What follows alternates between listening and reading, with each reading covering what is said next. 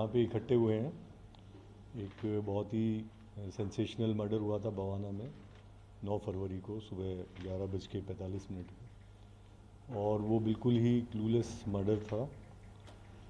आज मुझे ये बताते हुए सेटिस्फेक्शन है, प्रोफेशनल सेटिस्फेक्शन, कि इस मर्डर पे जॉइंट सीपी नॉर्दर्न रेंज विजय, डीसीपी हरेश्वर स्वामी आउटर नॉर्थ की टीम ने जिस मेहनत से और जिस प्रोफेशनलिज्म से काम किया वो काबिल तारीफ़ है। इसमें सबसे इम्पॉर्टेंट बात यह है कि ये केस क्लूलेस होते हुए, जनरली क्या होता है जब इस तरह के केसेस होते हैं तो special cell, crime branch, special staff, वही लोग इसको क्रैक कर पाते हैं। इस केस में जो सबसे इम्पॉर्टेंट चीज़ यही है कि बवाना पुलिस स्टेशन की टीम, जिसमें एएसआई बलवान, हेड कांस्टेबल पवन वगैरह ऑफिसर्स हैं, इन्होंने अपने बल पे जो केस जिसमें कोई क्लू नहीं था, इन स्टाफ ने इतनी मेहनत से काम किया। और बाकी लोग भी बहुत मेहनत कर रहे थे, लेकिन ये जिस लेवल से काम कर रहे थे इन्होंने उसको क्रैक किया, और कोई बाकी टीमें में से कोई नज़दीक भी नहीं पहुंच पाया जिस तेज़ी से इन्होंने काम किया। तो मेरी सबसे पहले यही है कि बहुत ही प्रशंसा के लायक है इनका जो काम है, हेड कांस्टेबल पवन और इनका एएसआई बलवान वगैरह का। और इन्होंने ही फिर बाद में इसमें से जो रात में हेड कांस्टेबल पवन ने ही चैलेंज करके उसको रोकने की कोशिश की, जिसके अरुण को, और फिर अरुण ने गोली चलाई, और जवाब में हेड कांस्टेबल पवन ने भी गोली चलाई जो उसके पैर में लगी। तो टोटल अभी 5 लोग इसमें गिरफ्तार हुए हैं। इसमें जो बैकग्राउंड और पीछे की स्टोरी है उसमें भी एक बड़ा हैरत अंगेज़ भी कह सकते हैं, इंटरेस्टिंग भी कह सकते हैं, लेकिन अभी तक वो गुत्थी पूरी तरह सुलझी भी नहीं है कि मर्डर के तुरंत बाद जो बहुत ही नामी गैंगस्टर्स हैं, जिनमें से कुछ विदेश में बैठे हैं, उन्होंने क्रेडिट लिया और क्लेम किया कि ये मर्डर हमने कराया था क्योंकि ये हमारे काम में इंटरफेयर कर रहा है। हमारे इतने दिनों की जो इन्वेस्टिगेशन हुई है, जिन लोगों को हमने गिरफ्तार किया है, उसमें कहीं भी ऐसी बात अभी तक कोई नहीं आई। आगे कोई बात आएगी, अभी 1-2 लोग बचे हुए हैं इसमें अरेस्ट होने, कोई बात आती है, कोई नया पहलू आता है तो हम आपसे शेयर करेंगे। लेकिन ये एक जो मिस्ट्री बनी हुई थी कि ये जो गैंगस्टर्स ने क्लेम किया था, और बाहर से बड़े नाम जो उसमें गैंग्स के हैं कि हमने इसका मर्डर किया है, उनका अभी तक कहीं कनेक्शन नहीं आया है, और आगे भविष्य में आएगा तो बताएंगे। अभी तक जो खुलासा हम कर पा रहे हैं वो मात्र लूट के लिए ये मर्डर हुआ। मर्डर भी क्यों हुआ, मकसद लूट का ही था। मर्डर जो अफरा तफरी मची उसमें गोली वोली चल गई, क्योंकि इनका ये कहना है कि हम तो खाली पैसे के लिए आए थे।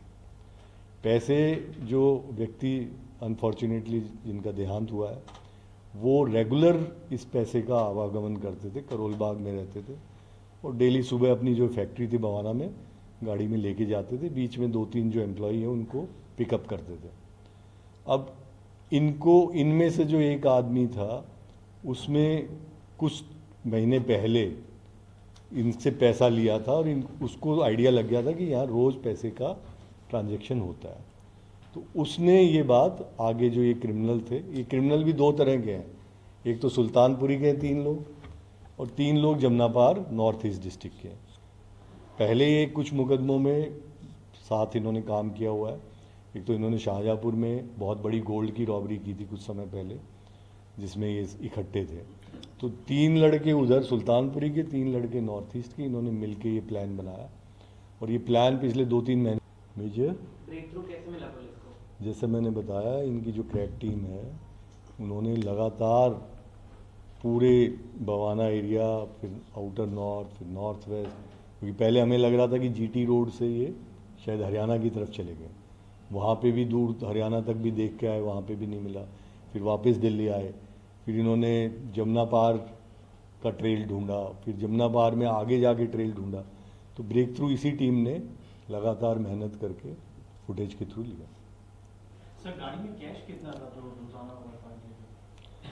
देखो, हमने इस दुर्दांत घटना के बाद बहुत ज़्यादा इस बारे में चेक नहीं किया, लेकिन जो सुनने में आया था कि 1-1.5 के आसपास हो सकता है।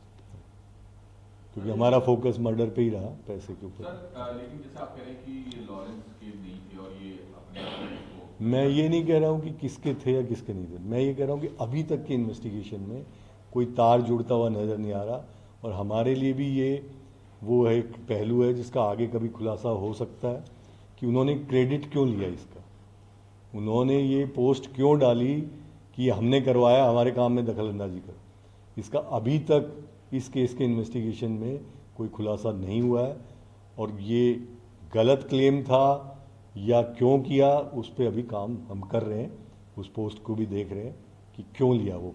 सर आपने कहा सर जिस प्रोफाइल से वो पोस्ट की गई है, क्या वो मतलब ऑथेंटिक प्रोफाइल है या फेक प्रोफाइल भी? वो वीपीएन के थ्रू है, उसमें हमारा स्पेशल सेल इफ्सो भी काम कर रहा है, तो वो आया तो फॉरेन से ही है, लेकिन क्यों किया ये प्रश्न अभी इसका खुलासा अभी नहीं कर सकते, क्योंकि हमारी इन्वेस्टिगेशन में कोई तार अभी तक नहीं जुड़ पाया उससे। सर आपने कहा कि इसमें से किसी ने एक पैसे लेके इसलिए उसे पकड़ा था, तो क्या वो पहले से इसके यहाँ काम करता था या इन्हीं हमलावर में थे? देखो, जो लोग पैसे का काम करते हैं उनके यहाँ कई बार इधर उधर से पैसे आते हैं, कई बार कोई बिजनेसमैन पैसा लेने भी भेज देते हैं, तो उन्हीं में से जो एक आदमी है ये रवि करके, ये 2-3 बार वहाँ से पैसा लाया, तो इसको लगा कि इसके पास पैसे का रेगुलर काम है, तो इसको टारगेट जब भी करेंगे तो पैसा मिल जाए। फिर में पांचों में रवि भी शामिल है जिसको अरेस्ट किया? 5 में रवि, इन्फॉर्मर भी शामिल। सर ये जो मृतक है वरुण गांधी, बताया जा रहा है कि करोड़ साथ का है, क्या ये हवाला कारोबारी था? देखिए, इन चीज़ों में अभी पढ़ना ठीक नहीं है, लेकिन जो पैसे का रेगुलर काम कर रहा है तो आप अंदाज़ा लगा सकते हो किस तरह का। ठीक है जी, थैंक यू।